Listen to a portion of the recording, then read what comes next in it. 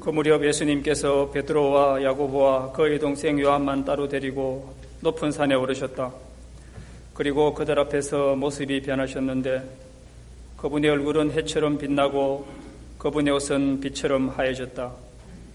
그때 모세와 엘리야가 그들 앞에 나타나 예수님과 이야기를 나누었다. 그러자 베드로가 나서서 예수님께 말하였다. 주님, 저희가 여기에서 지내면 좋겠습니다. 원하시면 제가 초막셋을 지어 하나는 주님께, 하나는 모세께, 또 하나는 엘리야께 드리겠습니다. 베드로가 말을 채 끝내기도 전에 빛나는 구름이 그들을 덮었다. 그리고 그 구름 속에서 이는 내가 사랑하는 아들, 내 마음에 드는 아들이니 너희는 그의 말을 들으라 하는 소리가 났다. 이 소리를 들은 제자들은 얼굴을 땅에 대고 엎드린 채 몹시 두려워하였다. 예수님께서 다가오시어 그들에게 손을 대시며 일어나라, 그리고 두려워하지 마라 하고 이르셨다. 그들이 눈을 들어보니 예수님 외에는 아무도 보이지 않았다. 그들이 산에서 내려올 때 예수님께서는 그들에게 사람의 아들이 죽은 이들 가운데서 되살아날 때까지 지금 본 것을 아무에게도 말하지 마라 하고 명령하셨다. 주님의 말씀입니다. 그리스도님 참여합니다.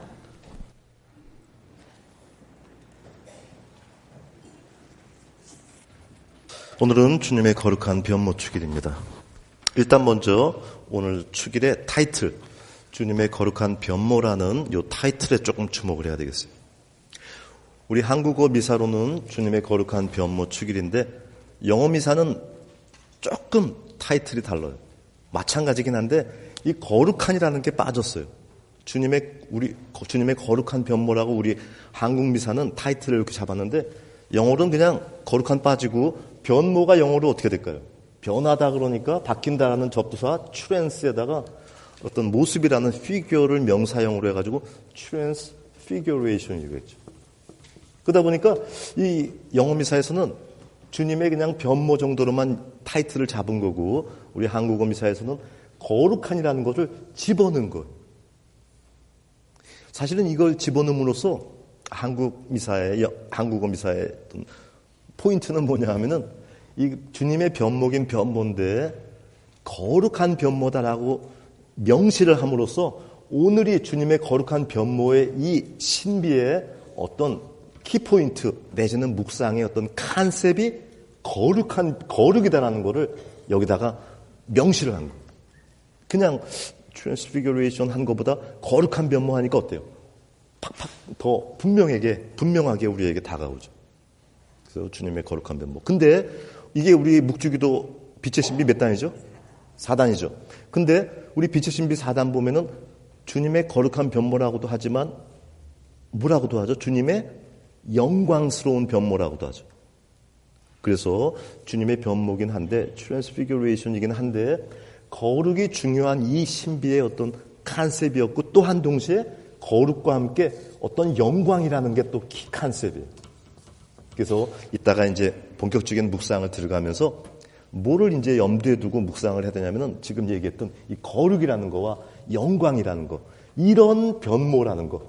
제가 맨날 강조하는 수식하는 게 중요하다고 맨날 그랬죠. A는 A인데 어떤 A인지고 앞에 거를 아는 게 A를 정말 알고 또 깊이 알고 제대로 알고의 관건이 된다는 거죠. 그래서 지금 이 거룩한 변모인데 사실은 묵주기에서는 영광스러운 변모. 그래서 우리 이따가 또 하겠지만 거룩하게 변모한다. 우리 가톨릭 교회 맨날 하는 두 글자인데 뭐죠? 거룩하게 변한다. 거룩할 성자 쓰고 한자 더 뭐죠? 화죠. 성화. 우리 성화 얘기 되게 많이 하잖아요. 그게 바로 뭐냐면 거룩하게 된다. 거룩하게 변모한다는 얘기예요. 그리고 거룩은 이런 개념인데 영광은 영광인데 어떤 영광을 우리가 얘기할까요? 세상적인 영광 아니고 천상적인 영광이죠. 그래서 천상적인 영광 그리고 어떤 거룩인데 거룩한 변모인데 우리가 신앙에서 가톨릭 신앙 맨날 얘기하는 성화적인 측면이 사실은 이 주님의 거룩한 변모 속에서 어떤 우리가 항상 의식하고 묵상을 이어나가야 하는 어떤 중요한 키 컨셉이면서 맥락이라고 볼 수가 있어요. 그러다 보니까 또 하나 그럼 질문할게요. 묵주기도 하시면서 많이 묵상하세요. 이게 진짜 일어난 사건이에요? 아니면 그냥 예수님이 우리에게 교훈을 주기, 영적 교훈을 주기 위해서 만든 스토리, 얘기예요? 얘기가 아니고 진짜 일어났던 일이죠. 소위 말하는 우리가 예수님이 만든 얘기들은 예화라 그러는데 예화가 아니고 실화. 그래서 우리가 이런 걸 뭐라 하냐면 에피소드라 그러죠. 그래서 오늘 묵상도 마찬가지예요. 첫 번째로 해야 되는 건 뭐냐면은 이 에피소드 자체에 대해서 조금 잘 이렇게 살펴보는 게 필요해요. 묵상의 시작은 에피소드 자체. 그런데 에피소드 자체만 주목하는 게 아니고 사실은 이 에피소드를 통해서 뭘 해야 될까요? 이 에피소드가 담고 있는 어떤 구원 신비에 관련된 어떤 경륜을 찾아내야 되겠죠. 내지는 조금 더 일반적인 언어로 표현하면 어떤 영적 교훈을 찾아내는 게 중요하겠죠. 마치 우리가 음식을 막 먹는데 먹고 어때요? 음식 먹는 그게 목적이 뭐냐 하면은 그 음식 속에 들어있는 영양소를 섭취하는 게 아주 중요한 일이죠. 그래서 뭐 산삼녹용을 먹었는데도 영양소 흡수가 안 되면은 돌아지만 그러다 보니까 이 에피소드 마찬가지. 무슨 하늘나라 들어가고 구원에 하느님 심판에 에피소드 내용을 알았냐 몰랐냐? 그거는 관건이 아니에요. 몰라도 상관없어. 또 알았다 그래가지고 무슨 구원에 무슨 더 유리하고 아니고 이건 수단에 불과한 거고 이걸 통해서 이걸 찾아야 되는 거죠. 어떤 하느님 아버지가 그리스도를 통해 드러내 주신 어떤 구원 신비의 그 속에 존재하는 이런 에피소드가 피직스라고 친다면 그 속에 들어있는 메타피직스, 경륜이고 영적 교훈, 영양소. 그러면서 이제 이게 뭘로 또 마무리가 이어져야 되냐면은 이제 예수님이 이렇게 거룩하게 변모했는데 예수님이 변모했어. 그거 알고 모르고가 중요한 게 아니고 그 예수님의 변모의 그 사건, 에피소드가 담고 있는 내용, 신비를 잘 깨닫고서 우리도 변모해야 되겠죠. 우리의 변모도 상당히 중요하겠죠. 이게 사실은 이 에피소드를 가톨릭 교회가 이번 주일에 묵상하고 경축하는 어떤 목적이 될 수 있겠어요. 그래서 어쨌거나 그래서 아까 얘기했듯이 어떤 거룩이나 영광이라는 게 컨셉인데 그러다 보니까 성화, 천상 영광이다 보니까 마지막 우리의 변모도 막연한 우리의 변모가 아니고 사실은 영혼이 보다 어때요? 영혼의 보다 성화적인 측면, 영혼 성화적인 측면이 절반이고 또 하나는 뭔가 이제 우리가 현세에 살고 있긴 하지만 우리가 여기 이 세상에 영혼이 사는 거 아니죠. 그냥 잠깐 살다 가는 건데 이 사는 삶을 어떻게 살아가지고 어때요? 영원한 세계, 요한복음적으로 얘기하면 영원한 생명의 세계, 마태오복음적으로는 하늘나라, 마르코복음적으로 얘기하면 하느님의 나라, 거기에 들어가가지고 천상 영광을 누리는 그런 존재로 변모할 것인가? 이게 결국은 마지막 해야 되는 어떤 궁극적인 완성이죠. 그러니까 얘기를 한다면 그런 거. 이게 에피소드 자체는 인삼이라고 친다면 그 인삼에서 영양소, 경륜, 영적 교훈이 영양소고 이제 그 영양소를 담아가지고 이제 어때요? 약을 만드는 거죠. 영양소를 담은. 어쨌거나 그래서 일단 주님의 거룩한 변모, 빛의 신비 4단인데 이제 이런 어떤 기본 구도로 묵상에 들어가요. 그래서 종종 얘기하지만 어떤 국소적인 한 측면, 요거를 막 이러는 것보다 먼저 해야 되는 작업은 어떤 거시적인, 총체적인 구도를 잘 잡는 게 항상 중요하죠. 우리 그림 그릴 때도 마찬가지죠. 바로 앉아가지고 꽃잎 그리는 게 아니고 먼저 구도를 잡죠. 묵상도 마찬가지. 그래서 이런 구도를 먼저 잘 잡아가지고 시작할 때 그게 완성됐을 때도 제대로 훌륭하고 이런 게 나올 수 있겠어요. 어쨌거나 그래서 이제 첫 번째 세 파트 가운데서 첫 번째 에피소드에 대한 어떤 상황을 한번 또 살펴볼 텐데 오늘 에피소드는 이 공관복음, 마태오복음, 마르코복음, 루카복음에 모두 나와 있는 아주 나자렛 예수님의 그 공생활의 핵심 에피소드 중에 하나예요. 물론 오늘 복음은 마태오복음이지만 그래서 이 세 공관복음을 공관복음이라는 말 자체가 함께 본다는 거예요. 시납틱. 그래서 오늘 이 에피소드도 마찬가지예요. 마태오복음만 보는 게 아니고 이거 이제 세 공관복음적으로 봤을 때 상황이 어떠냐면 첫 번째로 예수님이 다 데리고 갔어요. 12사도를 다 데리고 갔어요. 어때요? 아니에요. 12사도 중에도 베드로와 야고보와 요한이다라는 뽑힌이 중에도 또 뽑힌 아주 최고의 으뜸 제자만 데리고 갔다라는 이 점이 아주 중요해요. 주목해야 되는 점. 거기다가 또 이거 하고 나서 산에서 내려오면서 또 뭐라 했어요? 부활 때까지 너희에겐 보여줬지만 나중에 내가 부활할 때까지 아무에게도 말하지 말라. 아주 어때요? 극도의 은밀하면서 특별하고 아주 뭔가 일반 모두에게 대중적으로 이렇게 공개되고 막 이런 게 아닌 아주 이런 신비라는 자체죠. 그래서 우리도 세상 살아가면서 어때요? 별거 아닌 거야. 뭐 이 사람 저 사람 뭐 다 뭐 해주지만 아주 특별하고 그런 의미를 가지고 또 심각하고 뭔가 아주 막 이런 거는 모두에게 안 하죠. 제일 가깝고 기묘한 사람들에게 하죠. 바로 지금 예수님이 베드로와 야고보와 요한이다라는 12사도 하느님 아버지가 뽑아서 당신에게 맡겼다라는 그 자체만으로도 엄청난 선택을 입은 12사도인데 그 중에서도 또 뽑힌 베드로와 야고보만 택해. 바로 이 에피소드 자체가 그런 엄청남, 아주 특별성, 그리고 대중적이 아니고 제한성을 가진 그런 신비 사건이다라는 것을 벌써 세 제자만 데려간 요 측면에 벌써 이렇게 담겨 있는 거예요. 그러면서 또 어땠어요? 높은 산에 올라갔죠. 그러다 보니까 산이라는 것도 주목해야 돼요. 산은 어때요?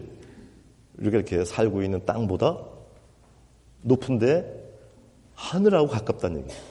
그러다 보니까 산이 항상 우리 신앙에서 영적으로 상징하는 바는 어때요? 뭔가 조금 일상적이지 않은 어떤 천상적, 하늘하고 가까우니까 천상적이면서 어떤 일반 세속적이지 않고 뭐 어때요? 신적이고, 그리고 누구나 다 경험하고 살고 있고 다 뭐 이렇게 하는 그런 어떤 자연적인 게 아니고 어떤 초월적이고 초자연적인 막 이런 걸 상징하는 거죠.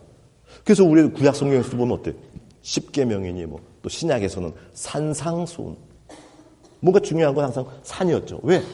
산은 이런 일상적인 우리가 살고 있는 땅하고는 다르게 어떤 특별한 영적인 의미, 어떤 하늘과 또 우리가 하느님이라고 부르는 게 하늘 플러스 님이잖아요. 그 어떤 신의 거처와 좀 더 가까우면서 신적이고 천상적이고 어떤 초월적인 내지는 신비적인 측면을 담은 게 산이죠. 이게 뭐 그리스도 신앙만 그러냐면 그렇지 않고 우리 한국에서도 어때요? 도 닦는다 그러면 집에서 안 닦고 어디 가죠? 어느 산? 계룡산에서 뭐 30년 도를 닦고 어쩌고저쩌고 산에 가죠. 그래서 지금 이 에피소드에서 산이라는 것도 중요하고 또 3명만 따로 데리고 갔다라는 거, 또 끝날 때까지 나중에 부활할 때까지 말하지 말라라는 이런 것들이 이 에피소드의 어떤 그런 중요한 성격이나 향기 온갖 것들을 지금 은유적으로 담고 있는 영적인 어떤 그런 힌트. 그러면서 예수님이 변모를 하셨는데 어떤 식으로 변모했다라고 오늘 공간 복음이 적고 있죠. 얼굴이 해처럼 빛나고 옷은 빛처럼 하얗게 되었다. 그러다 보니까 지금 중요한 게 포인트가 뭐냐면 막 빛이에요. 그러면서 어떤 빛과 함께 어떤 하얀 깨끗함이겠죠. 얼굴 쪽하고 이 옷 쪽, 몸 쪽이 이렇게 막 빛이 나고 하얀 거예요. 우리 성화 보면은 성인들이나 뭐 예수님도 마찬가지고 성모님도 마찬가지고 항상 얼굴 쪽에 어떠죠? 동그랗게 빛이 나고 있죠. 그래서 이걸 우리가 할로라 그러는데 또 몸에서 나는 거는 우리 요즘 세속 방송에서 자주 얘기하는 아우라. 어떤 경우에 이거를 아우라라 그러는데 그거 아니고 이건 할로고 몸에 있는 게 이제 아우라예요. 어쨌거나 해서 이 어떤 막 빛이 난다는 게 뭐예요? 바로 어떤 천상적인 영광을 얘기하는 거죠. 그러면서 어떤 하얗다는 것은 순결성, 깨끗함. 그런데 마르코복음 같은 데 보면은 세상 그 어떤 옷감쟁이도 만들 수 없는 그런 천상적인 아름다움이다 그랬어요. 그래서 아까도 얘기했듯이 어떤 세상적이고 일상적이고 우리가 경험할 수 있는 그런 적이 아니라 천상적이고 초월적이고 신적이고 신비적인 그런 빛이고 어떤 하얌이라는 거예요. 그것이 예수님의 어떤 변모된 모습을 통해서 드러나는 거예요. 그래서 지금도 나와 있듯이 아까 얘기했듯이 거룩과 어떤 영광이라는 키포인트가 예수님 변모의 그런 모습을 통해서 이제 막 드러나는 거예요. 그러면서 구약의 두 양대 기둥이라고 할 수 있는 모세와 엘리야가 등장하죠. 우리 한국 트로트 가요의 양대 기둥 그러면 누구누구를 얘기할 수 있을까요? 남진과 나훈아겠죠. 이런 식으로 구약은 사실 뭐냐면 율법과 예언이라는 게 구약의 양대 산맥이에요. 구약. 그러니까 우리가 물론 우리 그리스도 신앙은 신약을 믿는 신앙이긴 한데 하느님이 그 신약에 대한 예비, 준비로서 신약만큼의 급은 안 돼요. 디그리는 안 되는데 구약이 존재하는데 그 구약은 또 두 가지가 뇌관과 같은 거. 율법과 예언이라는 거. 그 율법의 대부가 바로 모세잖아요. 예언의 최고 예언자가 바로 엘리야고. 이런 구약 성경에서 그 엄청난 사람으로 듣기만 했던 그 사람들이 나타나가지고 나자렛 예수님하고 얘기를 하는 거예요. 여기까지만 들어도 까무러치겠는데 이제 뭐까지 또 있어요. 거기다가 하늘에서 하느님 아버지 성부의 말씀의 목소리까지 들리죠. 뭐라 그랬죠? 이는 내가 사랑한 아들은 내 마음에 드는 아들. 루카복음에서는 내가 선택한 아들이니 너희는 그의 말을 들어라. 성부의 목소리까지 들려요. 그래서 우리가 지금 이렇게 2000년이 지나가지고 편안히 앉아가지고 그냥 이렇게 머릿속으로만 생각하니까 그냥 뭐 그런가 보다 특별한 사건이네 이러는데 이걸 막상 체험한 그 사람들은 어땠을까요? 그래서 복음서에 보면은 그들은 정신이 막 혼미해져가지고 두렵고 막 오늘 복음에서도 무서웠다 그러잖아요. 막상 그 자리에 있었다고 생각해봐. 아마 뭐 이거 뭐 이런 특별한 걸 내가 오늘 반내가 아니고 정신이 뭐지. 그래서 지금 뭐 얼굴을 땅에 대고 엎드려가지고 두려워하였다 복음서가 적고 있죠. 이 대목에서도 봐야 되는 것도 뭐냐면 성부가 어떤 식의 말씀을 하셨는가도 주목해야 돼요. 예수님에 대해서 이는 내가 사랑하고 내 마음에 드는 내가 선택한 아들이니 너희는 그의 말을. 우리 몇 주 동안 그런 얘기 했었죠. 신앙의 관건이 뭐라 했죠? 내가 뭘 했으니까가 아니라 내가 얼마나 그분 마음에 드는가. 하늘 높은 데서는 하느님께 영광인데 땅에서는 그분 마음에 드는 사람들에게 평화. 노아니 뭐니 뭐 막 하느님의 사람, 하느님의 종들, 하느님의 선택을 받은 사람들 성경은 어떤 점을 항상 반복해서 강조하냐면 그분 마음에 들었다. 그래서 노아 같은 경우도 마찬가지예요. 창세기 6장 같은 데 보면은 세상 사람들이 하느님 마음에 안 든 거야. 그러나 노아만은 하느님 마음에 들었다. 다윗도 마찬가지예요. 사무엘이 이제 기름을 부러 가는데 이제 하느님이 미리 사무엘에게 알려주는 거예요. 내가 내 마음에 드는 사람을 이미 보아두었다. 너는 그냥 가서 내가 이미 보아둔 그 다윗에게 기름 부르면 끝나는 거예요. 항상 어때요? 하느님 마음에 든다라는 키포인트죠. 이 하느님 마음에 든다라는 건 사실 우리 창세기 1장부터 11장까지가 원역사인데 원죄의 바로 다음에도 카인과 아벨에서도 바로 그 점을 얘기하는 거예요. 예물 바친다고 내가 뭘 했으니까 무조건 이게 똑같은 Y값을 가지고 똑같이 하느님이 다 그냥 받아주고 결과를 그거 아니었고 하느님 마음에 들면은 그게 간합이 되겠지만 받아들여지겠지만 아니면 나는 바쳤는지 모르지만 안 받아들여진다는 거죠. 우리 신앙이 이거예요 사실은. 그래서 우리가 신앙을 공부하고 신학을 하고 묵상을 하고 배우고 하는 이유가 그분에 대해서 알고 그분이 어떤 마음에 들어하는 것이 무엇이고 그분이 제일 마음에 안 들어하는 게 이런 것들을 배우고 거기에 맞추는 거겠죠. 지금 당신의 아들 그리스도에 대해서 아버지가 선포하는 가운데서도 허구만 다른 말도 많이 할 수 있으셨을 텐데 그런 말 안 하고 바로 지금 신앙의 에센스를 선포하고 계시는 거예요. 이런 하느님이 마음에 들고 내가 선택하고 이게 이제 우리 성서학적으로는 어떤 걸 표현하는 거냐면은 단순히 하느님의 어떤 총애만을 표현하는 게 아니라 그 사람 속에 하느님의 현존도 얘기하는 거예요. 현존이라는 게 가톨릭 신앙, 그리스도 신앙에서 아주 무서운 얘기예요. 성체 신비가 사실은 현존의 신비, presence. 그래서 우리 어땠어요? 사도들을 파견하면서도 너희를 배척하는 사람은 너희를 뽑아서 보낸 나를. 왜 또 나를 본 사람은 아버지를 봤다. 다 현존의 신비예요. 지금 이 구약에서도 모세니 엘리야니 한낱 인간이었지만 그들 속엔 뭐가 있어요? 하느님의 총애와 선택과 현존이 있었던 거죠. 지금 그리스도에 대해서 이런 점들을 지금 아버지가 아주 짤막한 대사인데도 불구하고 이런 얘기들을 하고 있는 거예요. 이런 게 일어난 사건이 바로 이 주님의 거룩한 변모 사건이에요. 지금 했던 내용들은 다 기억하지 못해도 괜찮아요. 근데 이제 얘기하는 이런 에피소드, 피직스 속에 담겨있는 어떤 영적 교훈 내지는 경륜적인 측면은 조금 기억을 해야 돼요. 우리 가톨릭교회 3가지 정도를 꼽는데 첫 번째로는 어떤 점이었냐면은 예수님의 이 거룩한 변모 사건이 에피소드가 일어나기 엿새 전이라고 마르코복음을 전하고 있는데 마르코복음, 루카복음 전하고 있는데 엿새 전에 어떤 일이 있었냐면은 예수님이 이제 공생활 3년 다 거의 맞춰가는 시점이에요. 3년이나 내가 이렇게 함께 지냈으니까 사람들이 또 너희들이 제자들이 나를 얼마나 제대로 알아봤을까? 그냥 물어보는 거예요. 날 누구라고 하냐? 또 너희는 날 누구라고 생각하냐? 우리 알다시피 나자렛 예수님이 어땠어요? 원래는 하느님의 아들이고 엄청난 분인데 그분의 진면목을 감췄죠. 그러니까 연일 인간처럼, 그것도 하찮은 나자렛이라는 촌동네 사람처럼 그냥 감춰진 모습으로 있었는데, 그래도 3년 동안 이렇게 가르침을 듣고 지내봤으면 어때요? 뭔가 이제 이런 아까 얘기했던 그런 천상적이고 그분의 놀라운 진면목을 어느 정도 캐치했을 것 같아서 예수님이 이제 묻는 거예요. 날 누가 생각해? 근데 뭐 사람들이 특별한 거는 좀 봤거든. 뭐 예언자 중에 한 분이고, 뭐 엘리야가 아닐까? 뭐 죽었던 요한이 살아난 게 아닐까? 뭐 정답은 아니죠. 특이함은 봤지만. 예수님이 뭐라 그래요? 그럼 너희들은 나를 누구라고 생각하냐? 베드로가 으뜸사도로서 선생님께서는 살아계신 하느님의 아들 그리스도이십니다라는 정답을 얘기하죠. 그게 사실은 엄청난 고백을, 오늘은 깊이 안 다루겠지만 그 베드로의 대사는 인간으로서 할 수 없는 엄청난 심오하고도 어려운 대답이에요. 그래서 예수님이 뭐라 했어요? 네가 똑똑해서 맞힌 것도 아니고 세상이 널 알려준 것도 아니고 하늘에 계신 내 아버지가 너에게 그것을 알려줬는데, 그래서 너는 복되고 내가 너를 반석으로 내 교회를 세우는데, 내가 이제 너 반석만 세우는 게 아니라 너에게 하늘나서 열쇠까지 줘가지고 네가 땅에서 매면 하늘에도 매일 거고 네가 풀어주면 하늘에도 풀어주고, 막 이런 얘기가 이제 엿새 전에 있었던 거예요. 베드로의 그런 엄청난, 우리 그리스도 신앙이 사실은 그 베드로의 그 고백에 바탕을 두고 그 반석 위에 세워진 신앙이에요.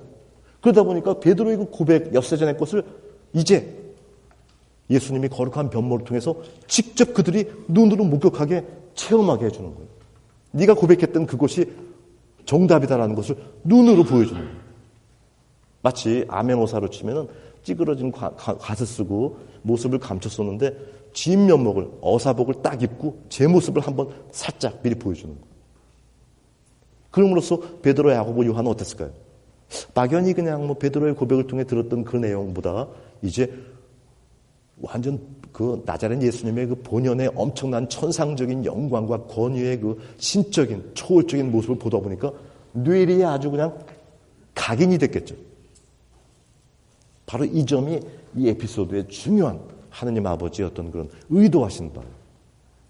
두 번째로는 또 뭐가 있냐면, 이제 아까 말씀드렸다시피 시점적으로 나자렛 예수가 이제 3년의 공생활을 마치고 곧 어떻게 돼요? 적대자들에게 넘겨지고 그래가지고 십자가에 이제 예루살렘에서 조롱받고 못 박히고 매 맞고 죽임당할 시점이 이제 임박한 거예요. 그러다 보니까 나자렛 예수님은 당신의 이런 거룩한 변모의 모습을 미리 보여줌으로써 이제 곧 임박해 있는 당신의 십자가 순환, 너무 그걸로다가 그냥 막 실망하고 좌절하고 너무 그냥 믿음을 잃지 말라. 그래서 나중에 일어날 그 십자가 이후에 일어날 부활의 모습을 미리 보여주는 거예요. 그럼으로써 그들이 십자가의 그 부조리의 어둠의 그런 반역의 그 시간에도 믿음을 잃지 않도록 그들에게 미리 보여주는 거예요. 마치 그런 거지. 지금 이제 곧 어때요? 막 그 옛날에 홍수환처럼 카라스키아한테 의도 터지고 막 하지만 나중엔 사실은 오히려 더 영광스럽게 될 건데, 그 맞는 십자가적인 어둠의 시간에 너무 그걸로 인해 가지고 실망하고 신앙을 잃고 막 헤매고 좌절하지 말라. 그러면서 우리에게 뭘 보여주는 거냐면, 나자렛 예수님이 이제 곧 겪을 십자가 죽음과 순환이 어떻게 하다 보니까 생긴 우발적인 사고도 아니었고, 뭔가 하느님의 현존이나 총애가 없어가지고 발생한 어떤 그런 불행도 아니었고, 다 앞서 계신 하느님의 어때요? 뜻이었고 계획이었다는 거죠. 그래서 아까 모세와 엘리야가 등장한다는 그것이 바로 뭐를 의미하는 거냐면, 이미 구약에 오시는 메시아의 오심만 예언이 되어 있는 게 아니라 그 오시는 메시아가 사람들에게, 세상에게 어떻게 받아들여져가지고 어떤 일이 일어날지까지 다 나와 있죠. 못 박히고 죽임당해가지고. 그래서 우리 사순시기 때 많이 제일 대표적으로 하는 게 이사야 예언서죠. 순환받고 배척받는 주님의 종.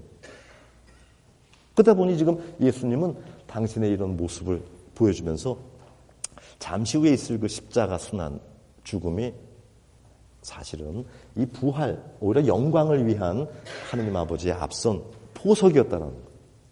그리고 또한 너희들도 진짜로 어떤 하늘나라의 영광, 부활을 바란다면 어떻게 해야 된다는 거예요. 그냥 나만 믿었으니까. 그게 아니라 십자가의 순환을 통해서만 천상 영광으로 갈 수 있다라는 어떤 파스카의 패러다임을 이들에게 이 신비를 통해서 드러내주는 거예요. 우리 가톨릭 교회에서 이 신비에 붙이는 제일 중요한 영적인 교훈은 뭐라 그러냐면 오직 순환을 통해서만 영광스럽게 부활한다는 것을 밝혀주셨나이다. 심각한 얘기예요. 예수님이 하느님의 아들이라 성부 오른편에 영광스럽게 앉으신 것이 아니라 말도 안 되는 그런 고통과 모욕을 당하셨기 때문에 영광으로 성부 오른편에 앉으셨듯이 우리도 마찬가지예요. 그래서 어떤 이런 패러다임 같은 질서 체계가 있죠. 뭐가 앞에 선행되는 게 있어야지만 후발이 있을 수 있는 거예요. 우리 왜 맨날 화성에 물이 있느냐 없느냐 왜 따져? 수분이 먼저 존재해야지 생명체가 존재할 수 있기 때문에. 성령의 세례가 물론 관건이지만 먼저 물의 세례가 잘 돼야지만 성령의 세례가 될 수 있게. 이런 어떤 체계가 있는 거예요. 먼저 와야 되는 것이 있고 이 바탕 위에서만 세워질 수 있는 후발이 있는 거예요. 그러다 보니 지금 십자가 부활이다라는 이런 파스카의 패러다임을 이제 당신의 십자가를 통해서 보여줄 건데 얘들이 또 헤매고 이해를 못하고 또 막 믿음을 잃어버릴 것 같으니까 미리 답을 부활이다라는 천상 영광이라는 답을 미리 살짝 보여주는 거예요. 그렇다고 모두에게 보여줄 수는 없는 거고 12사도 중에도 뽑힌 베드로와 야고보와 요한이다라는 그 세 으뜸 사도들에게만 보여주는 거예요. 그러면서 마지막으로 또 가톨릭 교회는 어떤 점을 또 강조하냐면 예수님이 이렇게 거룩하게 변모했듯이 예수님께 충실히 붙어있고 아까 얘기했던 것처럼 예수님의 어떤 그런 길을 잘 따라가는 착실한 양도 변모한다. 예수님만 변모하는 게 아니라. 그래서 여러분 전에 우리 부활 시기 때도 얘기했듯이 부활이 그냥 죽었다가 살아나가지고 다시 생명을 가지는 그 정도가 아니고 뭐라 그랬죠? 변모라 그랬죠. 우리 육신도 변한다 그랬죠. 그래서 필립비서 3장 21절 우리의 비천한 몸을 당신의 영광스러운 천상적인 몸과 같은 형상으로 변화시켜 주실 것입니다. 놀라운 얘기죠. 그러다 보니까 이 주님의 거룩한 변모는 단순히 주님의 거룩한 변모만을 우리에게 보여주려는 것이 아니고 우리도 예수님께 충실히 붙어있는 포도나무의 가지가 되고 양이 된다면 이제 장차 우리도 이 비천한 몸이 변모한다는 거예요. 천상적이고 신비적이고 어떤 초월적인 몸으로 변모한다는 거죠. 근데 그러려면 어때야 돼요? 십자가를 통해서만 갈 수가 있다. 이런 게 일종의 어쨌거나 오늘 에피소드에 어떤 영양소가 되겠어요. 메타피직스. 어떤 경륜적인 점. 이제 마지막으로 이런 걸 통해서 이제 우리들의 어떤 그런 변모, 성화와 천상 영광을 통한 우리들의 변모를 얘기할 텐데 첫 번째로 영혼의 그런 성화, 영적인 영혼의 어떤 그런 변화라는 거. 이거 사실 관건이죠. 이 다음에 하느님이 심판할 때 네가 뭘 했냐? 11절 했냐 안 했냐? 뭐 성경을 몇 번 읽었냐? 뭐 무슨 봉사활동을 하고 무슨 활동을 했냐 안 했냐? 그거 아니라 그랬죠. 그건 나중에 하는 문제고 이 들어가고 못 들어가고의 관건은 그게 아니라 얼마나 깨끗하고 거룩한 영혼이냐는 거예요. 그러다 보니까 성화라는 건 우리 신앙의 핵심이에요. 근데 아까 예수님이 변하고 빛처럼 영광스럽게 되는데 하얗다라는 게 또 언급이 됐죠. 그러다 보니까 뭐냐면 뭔가 거룩이라는 게 관건이긴 한데 거룩이 앞서서 먼저 뭐가 있어야 된다는 거예요. 순결이 있어야 된다. 그래서 영어로 얘기하면 퓨리티가 먼저 선행되고 그 퓨리티에 이제 어떤 생티티로 업그레이드가 되는 거예요. 그런 영혼의 변화를 우리도 해야 된다는 거죠. 근데 이게 쉽지 않아요. 우리가 서서 하려고 해도 우리의 그런 성화의 노력을 방해하는 세 가지의 원수가 있다고 그러죠. 그래서 우리 뭐라고 해요? 삼구 전쟁. 아마 성당 오래 다니신 분들 많이 들었을 거예요. 삼구. 세 가지 원수 구자인데 뭐죠? 세속. 자꾸 우리를 어때요? 우리가 세속에 현혹받아가지고 거룩해지지 못하고 하느님 천상 중심이 안 되고 세속적이죠. 돈이니 뭐 출세니 명예니 뭐 쾌락이니 뭐 어쩌고저쩌고 뭐 인간적인 거니 사회적인 거니. 육정. 영과 육의 관계인데 영육의 질서가 안 돼가지고 자꾸 저급스러워지고 동물적이 되죠. 중생적이 되죠. 마귀, 세속 육정 마귀가 돼가지고 앞선 하느님의 다스림에 순종할 줄 모르고 자꾸 원죄처럼 교만하고 야심을 가지고 제멋대로 하려고. 그러다 보니 우리의 성화가 그렇게 쉬운 일이 아니라는 거예요. 거기다 또 뭐도 있냐면은 우리가 지금 어때요? 태어나가지고 이렇게 오래 살아왔잖아요. 그러다 보니 그 오래 살아온 토마스 아퀴나스 쪽으로 얘기하면은 오래 살아온 그 인생이 우리에게 체득시켜버린 몸에 배어있는 성향들이 있다는 거예요. 이게 갑자기 변하지 않는다는 거예요. 그래서 우리 속담에 그런 말 있죠. 3살 버릇이 80까지 간다. 참 맞는 말이에요. 요즘 의학과 교육학에서도 뭐라 그러냐면 뇌는 3세까지 다 형성이 된다. 그러니까 온갖 습관이니 뭐 여러 가지 것도 5세, 길어야 7세. 그게 이제 막 돼가지고 몇십 년 살아온 거예요. 그러니 그 얼마나 계속 그렇게 형성이 되고 막 지속돼가지고 우리 물리적으로 봐도 얼마나 엄청난 에너지로다가 이렇게 형성이 되겠어 지금. 근데 이 방향을 계속 글로 가려는 관성적인 에너지가 있는데 얘를 바꾸려니 이 에너지를 능가하는 엄청난 것이 필요한데 힘들다라는 거예요. 영혼의 변화, 영적인 어떤 진보나 변화라는 거는 그렇게 생각하기 쉬운 게 아니에요.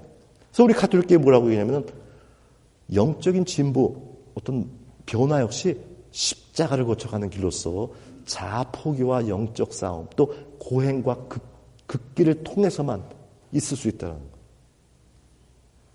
사순 때만 우리가 뭐 자기 부정이니 고행이니 하는 게 아니고 이게 없이는 힘들어요. 왜냐하면 형성된 자기 스타일, 자기의 성품, 자기 성향, 자라온 여러 가지 것들이 계속 나를 지금까지 그 방향을 유지하게 하려는 영적인 관성의 어떤 그런 게 에너지가 있기 때문에. 이거 메타노이아가 뭐야? 근본적인 삶의 방향 전환인데 이 방향 전환이라는 게 쉬워? 아니지. 어렵다는 거. 그래서 우리 요새 선전에 보면은 몸의 체질 변화는 살 빼고 이런 거는 쉽대요. 슬림디아라는 약이 나와가지고 이제 막 운동하고 막 안 먹고 이럴 필요 없대. 하루에 세알 이것만 먹어주면은 살 빼주고 사이즈 줄여주고 이름이 뭐냐고요? 슬림디아라고 그러는데. 근데 영적으로는 이런 슬림디아가 없어요. 죽으라고 땀 흘리고 운동해야지 살 빠지고 죽으라고 또 먹고 싶지만 6시 이후에는 영적으로 이런 엄청난 고통과 십자가, 자기 부정을 해야지만 영적인 체질 변화가 있더라고요. 저기 어떤 분은 슬림디아 적는 것 같아, 지금. 근데 광고 다 믿진 마시고, 어쨌거나 그래서 영혼의 진보 상당히 쉬운 게 아니라는 거. 근데 이거 해야만 된다는 거예요. 이거 안 하면 소용없어요. 또 하나, 어떤 천상 영광인데, 천상 영광, 아까 뭐라 했어? 하늘에서 오신 하느님의 아들이신 예수님조차도 거저 영광에 들어간 게 아니고 어땠어요? 그 말도 안 되는 고통. 히브리서 12장, 예수님께서는 당신 앞에 놓인 기쁨 영광을 바라보시면서 십자가를 견디어내시어 하느님의 어자 오른쪽에 앉으셨습니다. 죄인들의 그러한 적대 행위를 견디어내신 그분을 생각해 보십시오. 예수님도 이렇게 해가지고 영광에 간 거예요. 우리도 어떻겠어요? 말도 못하는 여러 가지 삶 속에서의 어떤 고통과 역경, 모욕, 이런 역경을 통해서 영광에 가는 거예요. 그래서 제가 맨날 예로 드는 우리 이순신 장군. 이상하다. 을지문덕 장군, 계백 장군, 강감찬 장군인데 왜 이순신은 성웅이야? 이순신은 다른 장군하고는 격이 다른 어려움을 겪었기 때문에. 군사력으로도 말도 안 됐고, 그게 다도 아니었고, 조정간치 때문에 오죽하면 옥에도 갇히는.